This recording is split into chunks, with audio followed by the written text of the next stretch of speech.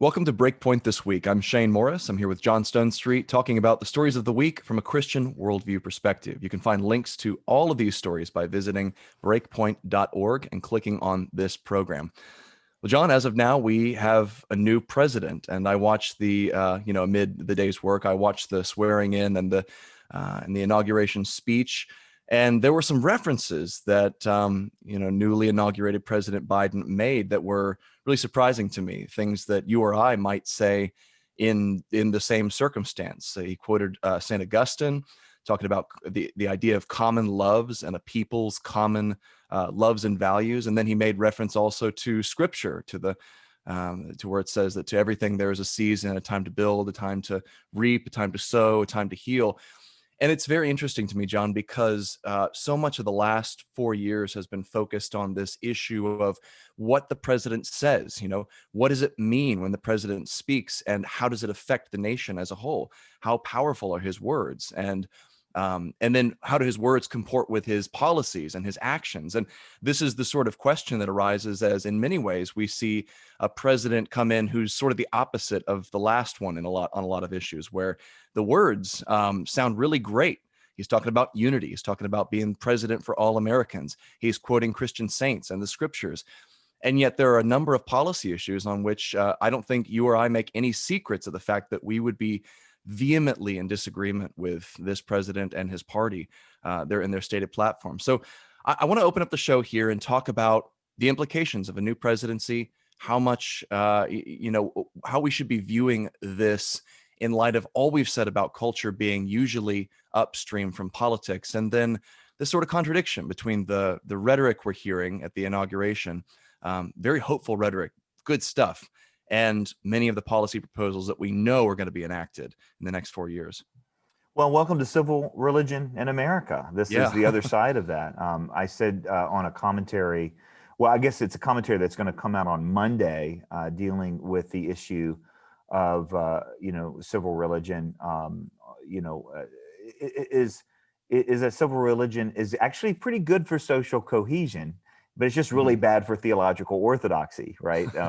And America has this, it's a really interesting history. America's got a much longer standing kind of religious nature than most of the rest of the Western world. It's just stuck around here longer. And there's some really interesting historical reasons for this, not least of which is the history of revivalism, that we have had these periodic, parts of U.S. history where it just seems like God uniquely moves and brings people to himself, and uses individual figures, and usually use new technology, which is a whole nother fun part of the story, starting with the newspaper and going to television and the internet.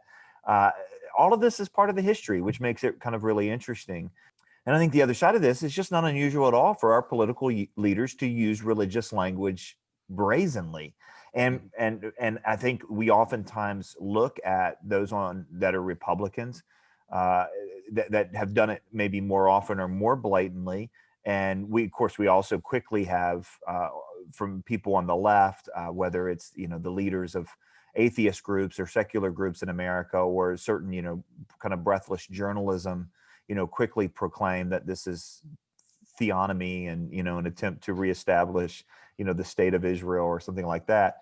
But actually Democratic presidents use this language a lot as well, and usually doesn't. It usually we usually don't get the same headlines when they do. Let's just put it that way. So part of it. So I think it's just important to understand that it's the history. But it's also very important to understand that what people mean when they use this language is the stuff of worldview. A secular worldview is not a worldview that rejects the use of any religious symbolism or religious language. It is a worldview that tends to take that and turn it into purely personalized or privatized sort of, moral encouragements. Chicken soup for the soul sorts of stuff is very much a secular sort of approach, as long as you're not talking about kind of universal explanations for reality or what's true for everyone. And that's what you tend to hear more from the Democratic side of the aisle. And that's what we heard from, I think, President Biden this week, is that sort of language, referring back to these kind of great ideals. but you still kind of have this, inherent, way of thinking about stuff. So the inauguration prayer, for example, wasn't quite as bad as the opening of Congress, where, as one meme put it, they called from the depths the pagan gods who have been slumbering for years. But but was certainly a very secularized religion is really good for you, but not really dealing in truth matters sort of prayer, right? It was a very much a closing, and whatever you believe is good for you sort of way. Mm. So you see that in this language, and it's just really part of the long history of America, and it doesn't it the faith aspect in a secular society is going to be a utilitarian sort of thing. It's not going to be the determinative thing, and it really is a question of what's the means and what's the ends. And so religion becomes a means to the ends of certain policy goals. Certainly this is a mistake done on both sides, but when you're talking about the ends being the advancement of abortion, the advancement of the redefinition of gender, the limiting of religious conscience rights in the public square, the Mhm. consequences are significant. And I don't want to be cynical, Shane. We're going to remember all these things pretty quickly. It's part of the agenda pretty quickly, for this president, from the Equality Act, which he promised to pass through in 100 days, which, which is radical. It's a radical piece of legislation. This is not a neutral one. This is not a small step forward. This is a redefinition of all kinds of federal law. At that point, we're going to remember just what's the means and what's the ends in this conversation. Here's a fascinating thing that's just helped me in the last probably like 7 or 8 months to look at the two parties and the vehement disagreements between them, and the sort of worldview claims that emerge in something like the inaugural speech, and then ultimately in the platform of the president who's just been inaugurated. And that is that, growing up, in the sort of Christian right wing milieu, right?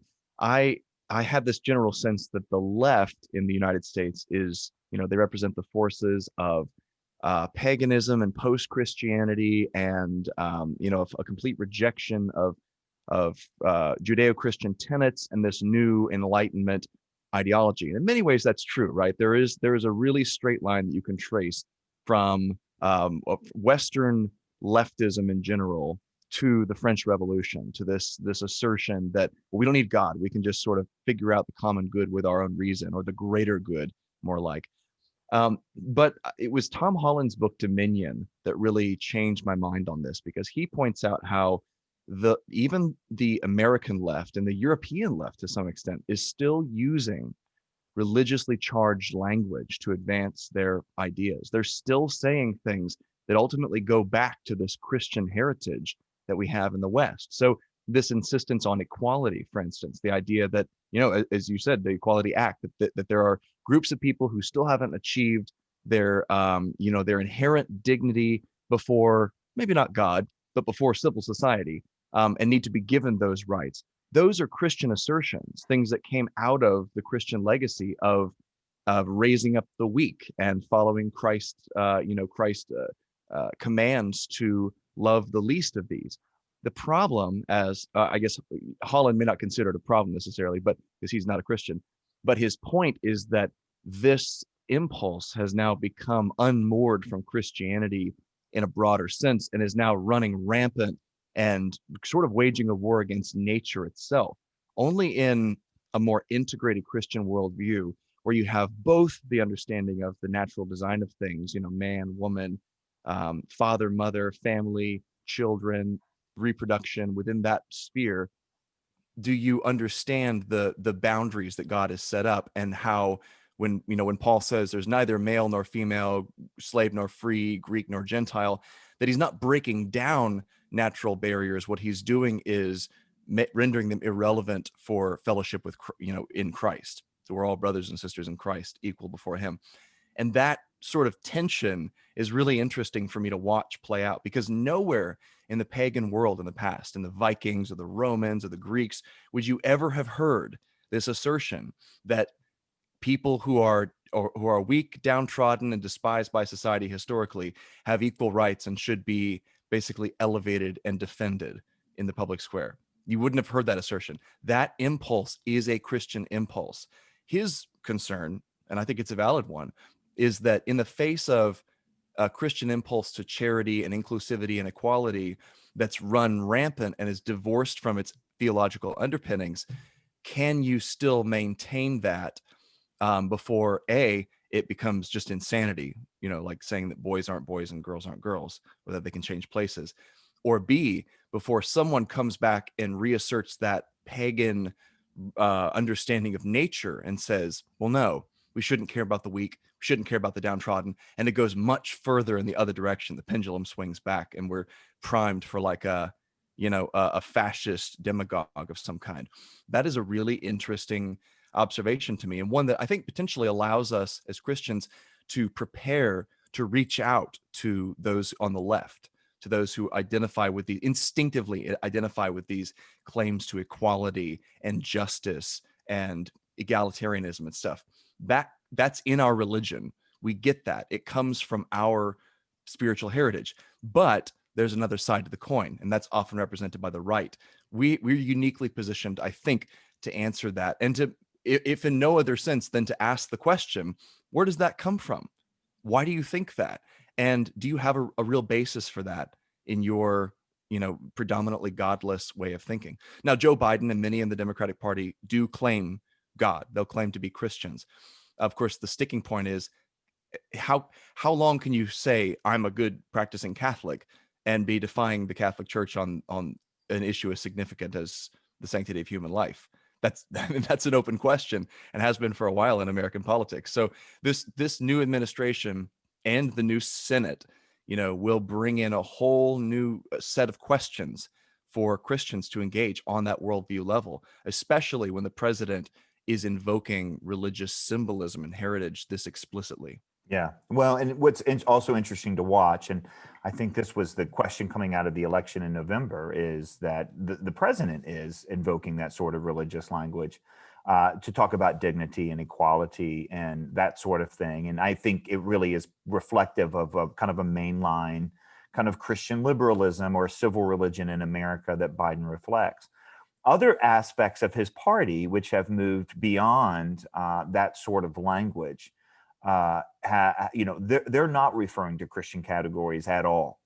And again, it's not uncommon for presidents to use this sort of religious imagery, but you're not going to hear some of the more far left wings of the party use that sort of language.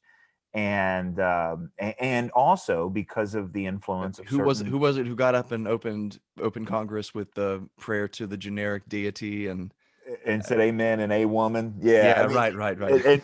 But I'm not even talking about that. He's a reverend.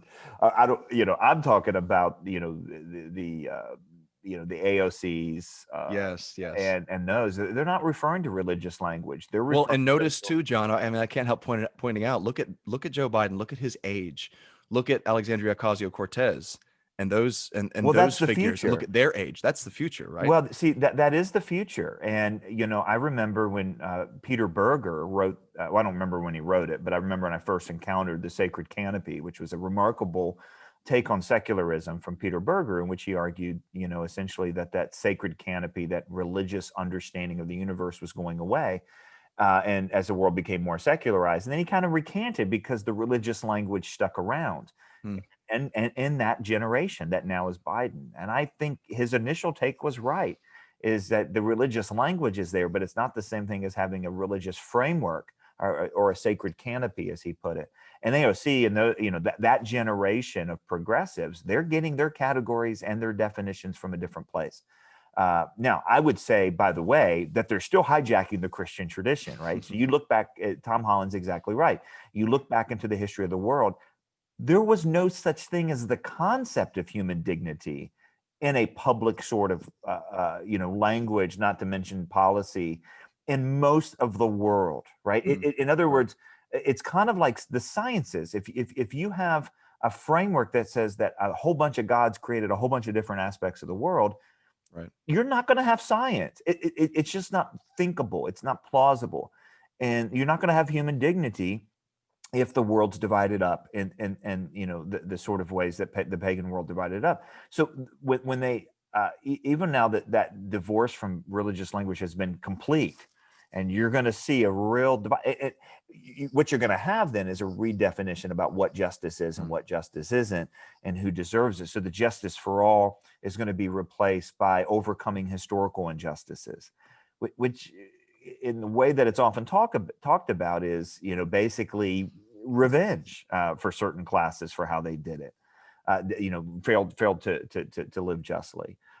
There's I don't want to put everything on the kind of the blame everything on critical theory or intersectionality or whatever, but to say that it actually is not an influence in how these policy decisions are being made and the further left of the policy. It's one thing, for, Joe Biden, for most of his career, he of course started pro-life, then went to a safe, legal, and rare sort of posture, like most of the Democratic Party. That's a different place than saying those who think abortion should be banned are patriarchal, misogynist, who are probably racist and, fill in the other blanks. So that's the conflict within that side of things. And Joe Biden's evolution is instructive on that, because you watch his personal development on the issue and you see him, an older member of the party, being dragged in an extreme direction by his party as time goes on. There was what did we see? 17 executive actions on day one. Yeah. And a lot of them are just, these are policy decisions that many people on the right are going to be very upset about. Many of them I think are wrong decisions, but they're not at that kind of same level as, basically saying that LGBTQ protections were, need to be rolled back. So we're going to see more in executive orders. I'm going to predict, and we'll get into this next, we're going to see way more of it in department heads, like HHS. Yeah, that's reminiscent of the Obama administration in many ways. We're going to talk a little bit more about this, as well as other issues, stories of the week, when we come back on BreakPoint This Week. We're back here on BreakPoint This Week, talking about the stories of the week from a Christian worldview perspective. John, one of the other drums that we've beat extensively over the past few months with COVID-19 and the cultural fallout from that has been this idea that COVID-19 is not the cause of a lot of this stuff. It's a proximate cause, it's an immediate cause, but really it's just revealing a bunch of pre-existing conditions, as you might call it in the medical community, in our culture. And one of the headlines that came out this past week that really emphasized that came from Yahoo Finance, actually. We sent it around to the editorial team. It wasn't a surprise, but boy, is it disheartening and sad to see that 2020 exacerbated all the issues driving record drug abuse in America. And I'll just read a quick clip from that. The coronavirus pandemic has had devastating mental health effects on Americans, and drug abuse is hitting record levels. New data from the Centers for Disease Control and Prevention revealed that over 81,000 drug overdose deaths occurred in the U.S. in the 12-month period ending in May 2020. That's the beginning in May 2020. That's the highest number ever recorded by the CDC. This brings up all kinds of important questions. The first of which is, in my mind, what is the measure of a good and successful society? How do we determine how resilient we are before things like a global pandemic? And one of the key measures to me has got to be how we handle this pre-existing crisis of mental health, deaths from despair, people who are on the margins of society, can't find help, and are just literally dying because of it. And we see this thing just ramp it up. Is there a way that we could have come into this as Americans with a better outcome than what we've had? I think the answer has to be yes, or else we're in a hopeless place, right? Yeah, but they're pre-political. The things that do that, the things that bring hope, meaning, stability, virtue into a life are not political forces at all. And that's, I think, needs to be the headline. And yet what the headlines all are, including for us week after week, often tends to be the political stuff, because the temperature is so high on those things. And I really think, Shane, that there's really two pieces of evidence here. One, you mentioned, is things that we worried about from the very beginning, that what we call deaths from despair. We were talking about this in like 2015. with That's right. I J.D. mean, Vance's book and such. well, that's right. And we also had the reality of, for the first time, this was pre-pandemic. We talked about this a couple times. There was 3 straight years of a declining life expectancy among men in America. First, the last time that had happened before the last 3 years, I think it was 17, 18, and 19. The last time that had happened was during the Spanish flu. In other words, that was Oh, wow. pre-pandemic for us and pandemic for them. Oh, and by the way, when the Spanish flu happened? Right around the World War One. I mean, Yeah. this is an incredible, incredible state of affairs. So this was pre-existing, but I think you also see too, and we talked about this again prior to the pandemic. I called it acts of desperation, and whereas the deaths from despair reveal this meaninglessness, this hopelessness, or this despair, the increase in acts of desperation reveal a level of anxiety, the stress, but really an anxiety like I have to act or all's going to break. Hmm. And I go back again to another great. We talked about Peter Berger in the last segment on secularization. We talk about Craig Gay, his book, The Way of the Modern World. He talks about the emphasis of secularism. He wrote this book 25 years ago, was on control, that the world is a place for us to control. Now, we are amazingly able through science and technology to control much of the world. And yet, at the end of the day, we don't control all of the world. And when it gets out of control, like so many people feel, and like clearly drove so much of the high temperatures during this election season, then the anxiety level goes through the roof. And what do you do when, I mean, Shane, you're a dad. When your kids get really anxious, like, all kids do, they act out. Like there has to be a release valve. When dads like you and me get really anxious, we act out, we'll lash out at a kid or, say something too quickly. Now we can see all that. And what I'm suggesting is the resources that culture used to give us to have purpose, to think about life beyond immediate satisfaction in terms of long-term gratification and building things, and the resources that stabilize us, that make us realize that I remember getting such great advice once when I was in a tweet storm, in the middle of a Twitter storm, and it was just simple. A friend wrote and said, "Your wife and your kids still think you hang the moon." And I just remember going, that just meant so much because it felt like but see, that resource came from a friendship, right? And it came from a strong family. Now take that out of the cultural picture, take that out of the ingredient of an individual life and start ratcheting up the temperature.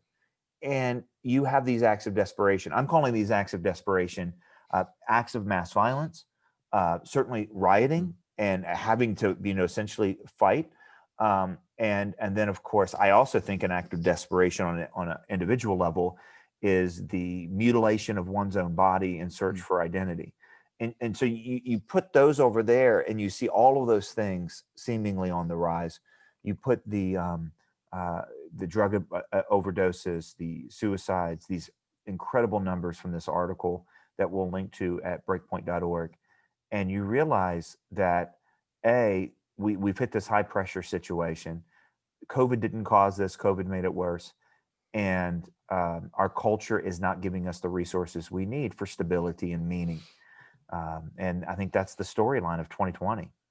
We've seen this desiccation of culture as a whole, John. That may be the dominant story of my lifetime, looking back with the rise of the internet. Not that the internet caused it necessarily, but it was one of the bundle of factors that sort of contributed to it. There's this desiccation of what I think it was Edmund Burke called the mediating institutions, right? The things that Yeah. that are between us and civil society, between us and the top level of things at the government, which is one of the reasons why we've seen such an intensification of the need to be the party in power, right? To look to the presidency or to the federal government and say, this is the thing on which my life and my happiness hangs. And B, has prevented us from being happy and thriving in our personal lives because we no longer have the means of obtaining identity and thriving and health and meaning through these many institutions that are supposed to insulate us from the whole of civil society, right? So it used to be once upon a time that we drew meaning primarily from the people in closest proximity to us, those in our church, those are who are our neighbors, those who we saw every day at the grocery store and the barber shop and the, at work and at school. We don't do that anymore. And we're seeing that coming apart in every aspect. Humans weren't meant to live this way. We really weren't.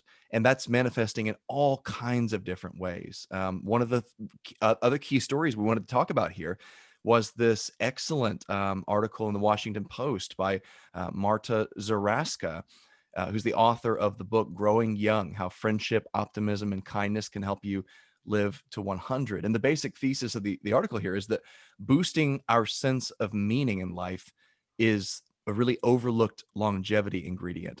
Mhm. Um, it cites empirical research pointing to the fact that one of the key things you can do to increase your lifespan is to find meaning in life, to know that you are needed and important in somebody else's life, that you have a purpose for living. Yeah, and one of the You're key not, things you just said there, Shane, is in somebody else's life. And when yeah, you lose these intermediary institutions, then culture turns us inward. I mean, think about how much of our lives, from our glowing rectangles to the way we talk about education to every Disney movie that says, look inside yourself, that turns you inward as opposed to outward. You can't find meaning as an isolated individual. And then you start seeing things flip on their head. So we were also going to mention here, and we're going to link to all these articles at breakpoint.org, the Atlantic article this week, which said something that many of us have lived through this past year and knew, which is more and more families are feeling estranged yeah, over political values and other value. Now it used to be. Think about this: when culture had these strong intermediary institutions, our values came from our family.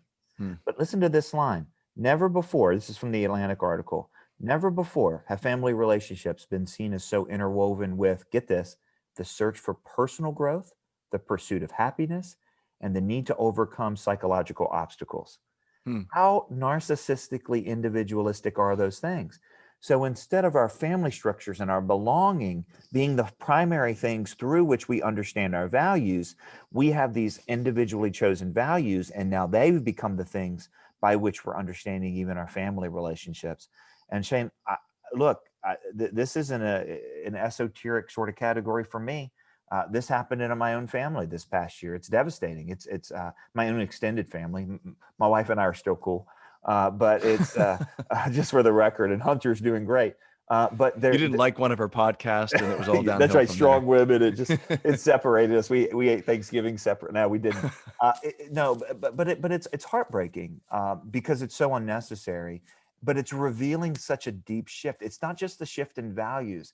It's a shift in how we understand who we are as individuals, how we understand our social networks and responsibilities. Hmm. I used the word thin in a breakpoint recently. That what happens is that there's all these different relationships, social networks that we have as humans, and they bear the brunt of cultural weight.